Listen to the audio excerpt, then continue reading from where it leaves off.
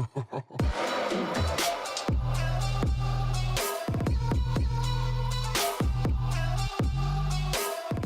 guys, today we're back with another range review.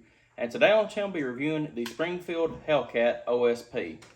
This is the 9mm 13+1 or 11+1 model with the red dot cut, which is making it the OSP. Without further ado though, a special thank you to Center Target Firearms and Range in London, Kentucky for lending me this firearm to review. You can check out everything on their website using the link in the description below. It will take you straight to it. And you can check out all the interesting things they have for sale and other items as well. So, this is the Springfield Hellcat. It was invented about around the 2019 era, and it was made to mainly compete with the P365 6R. We actually will have a Hellcat versus 365 review up very soon. So guys, stay tuned for that one. It's very interesting. I'd like to see what you all think about it because these are direct competitors of each other. One of the most bought firearm in America right now for concealed carry. Very, very popular, and they keep on coming out with more and more models of them. So these are pretty interesting firearms overall. They're very, very sought after. Like I said, a lot of people are carrying these right now on top of 365, the Glocks and everything else, but this is one of the main contenders. That's probably why you're checking out this video right now. It does come with one 13-round magazine from factory and one 11-round magazine from factory. As you can see here, the 11-round sits pretty flush, but it has a pinky extension so you can get a good full grip on it, control the firearm very well. And the extended 13-round sticks out a tad bit more. As you can see here, just sticks out a tad bit more so you can get a full grip, and it can support with the back of your hand here. I have large hands myself, and it fits my hand like a glove. Their design here has a small finger groove here. As you can see, it's not straight down like the new Glocks, but it does fit my hand very well. A lot of people I've talked to said that it does fit their hand very well also, so I like it. It's not as good to me as the 365 and some other models, but it's very, very good. The grip here is like a kind of like a grip tape feel to it, like what's on a skateboard. Even though it's part of the polymer, it's not like an actual add-on to it, and it does account for very good controllability. It will not slip out of your hand while firing or anything like that, and I didn't have to adjust my grip anywhere during the firing or anything like that while we was on the range. Also here on both sides, as you can see, it is stippled as well to help you put your thumb here to hold it there, or to index with your finger so you don't have the finger on the trigger or in the trigger while you're not shooting. Just a good place to index where you know where everything is at. The sights here are a white U-shaped in the back with a glow-in-the-dark front white sight, where it's more of a yellow shade to it, but it will glow in the dark, so you can get a good red or green dot sight in the front. You also have here on the back the red dot cutout, so if you want to put a red dot on it, remove this plate, put a micro red dot on it, and you're good to go. This is a 3-inch barrel, so you can get pretty good accuracy out of it, pretty good ballistics out of it from the 9mm, and it also has the flat-faced trigger here. As soon as you click that in, pow. So, getting on with my thoughts on it. The firearm itself acts like most subcompact or micro-compact 9mm, depending on where you put this in the class. It has a tad bit of muzzle rise whenever you kick it, but it is controllable. Whenever you're shooting it, flips up kind of, as you can see in the video, it flips up a tad bit, but you can bring it back down pretty quickly on target, so I like that about it. The safety here is ambidextrous, and I actually actuated a few times during the review just so I could see how I like it. To turn the safety on, you kind of have to cock your hand a little bit because I cannot, as you see here, get the safety to flip on just by my thumb. You actually kind of have to use your thumb knuckle, or sometimes you can't even do it with your thumb knuckle. You actually have to index it with your thumb to turn it on. But taking it off, which is what matters in the end, pretty easy. It ain't too bad. Could have stuck out a tad bit more just so you get a little bit more purchase on it, but you can actuate it off. Not too easy, but easy enough, I guess is what you would say. I wish it was just a tad bit more though, because in high stress situations you do lose a lot of your fine motor skills. So it would be nice if it just stuck out a tad bit more. The trigger in it is pretty good. It's about a, let's see here, about a 5-pound trigger. Has a nice clean brake. We'll look at the reset here on it.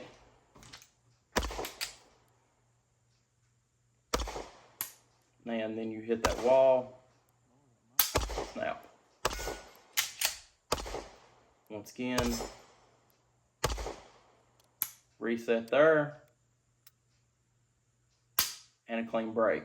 Once you hit that wall, you can kind of feel it. It's not a mushiness or anything like that, so I like that about it. And I like the flat-faced trigger very well. The way I shoot it is not with the tip of my finger, with the actual first notch here in my finger. I put it straight in, and I never had any problems with it, pulling left to right or anything like that. Very well designed overall. I like the looks of it. Has the Hellcat logo here on the left-hand side. But like I was saying, I know all y'all are here to see what I think about it for the actual range part of it. And to be honest with you, we had a few problems out of it. Not problems as in malfunctioning, such as, stovepipe or anything like that. It ran 100% flawlessly, so that's something good about it. But the sights are off. It's not a windage issue where you can actually, change it left or right. It was actually an elevation, like a severe elevation issue. Even at 15 yards, I was having somewhat problems hitting a full man-sized target. Once I figured out where to aim with this, which was about 2 foot down from what I could tell, is where your bullet was hitting. It was hitting very, very high, and I don't know, that's something that I was having some pretty bad problems with, because with elevation, if it's hitting left to right, take this and hit it one side to the other, and you'll be fine. With elevation, though, you cannot adjust these for elevation, so you have to learn where your firearm hits at and remember that. So you can't have a full, even with a 6 o'clock hold on it, it was still hitting so far up that you'd have to kind of think in your mind where you're aiming at to where to hit whenever it comes to actually pretty precise shots in it. I don't know if it's just this model. It might be other models as well. Let me know if you all own one of these and what you all seen with yours, if it was hitting right where the targets was or where the sights was. But this one I had right here did have some severe elevation issues whenever it comes to point of aim and point of impact. If you do throw a red dot on here, you'll have no problem with that, because you can adjust a red dot for windage and elevation. So with this firearm here, if I actually personally bought this one, I would more than likely throw a red dot on it just because of the issues, or possibly send it back to Springfield to get sighted back in. I was running 115 grain, and that's most of the time what everybody will run for target shooting, just plinking around, and that's what I was having, the windage elevations with. I didn't run it with 147 or 135, because most of the time 115 is right where the sweet spot of where most firearms, 9mm anyway, are sighted in with, is 115 grain ammunition. But that being said, though, we had no problems at all whenever it comes to reliability. We fired over 150 rounds to this today, and I never had a single problem with it, so good on Springfield for that. But just taking into consideration that you might have one that might be a little bit off with elevation. So if you all buy one of these, take it out and actually shoot it at the range and see where it's hitting before you actually take it and concealed carry it. I didn't attempt a shot over 30 yards because at 30 yards I could not barely hit a man-sized target. So at 15 it was a little bit easier, and I walked up a little bit from that at 10, and it wasn't too bad then. So it seems to me that the closer you get, it might be sighted right in at a 7-yard distance, which is what this firearm is used for. But, well, because, most engagements, concealed carry engagements, actually happen within a 7-yard distance. So for what it is, it's not that bad, but once you start stepping out a tad bit from 15 yards to 30 yards, elevation, that's where your main elevation issue kicks in. So if you don't really have any problem with your elevation being off past 7 yards, then you'll be fine with this gun.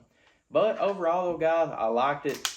It was a very interesting design, and like I said, they done the 13-round full and the 11 round pinky extension on it to combat the P365's 10 and 12 rounds and have it in the almost the same size. But we'll get a little bit more deeper into that with a P365 review. But guys, overall, I really like the firearm. The sights are very interesting. It's a little bit different take on most sights, but I like it. You all might not, but I do myself. And overall, though, it really felt like most other micro compact 9mm whenever it comes to recoil. And just feel it and figure out which one fits you better. Like I said, the triggering was amazing. I really did like it a lot for a subcompact 9mm. And it overall functioned perfectly. It is not fully ambidextrous, so you can switch around the magazine release button, and the safety is ambidextrous, but the slide release, slide catch, whatever you want to call it, is not. You can actuate it only if you're right-handed. But guys, I appreciate y'all viewing. If you have any questions or comments on the Springfield Hellcat, leave it in the comment section below to get back to you as soon as possible. Once again, special thank you to Center Target Firearms and Range in London, Kentucky for lending me this firearm to review.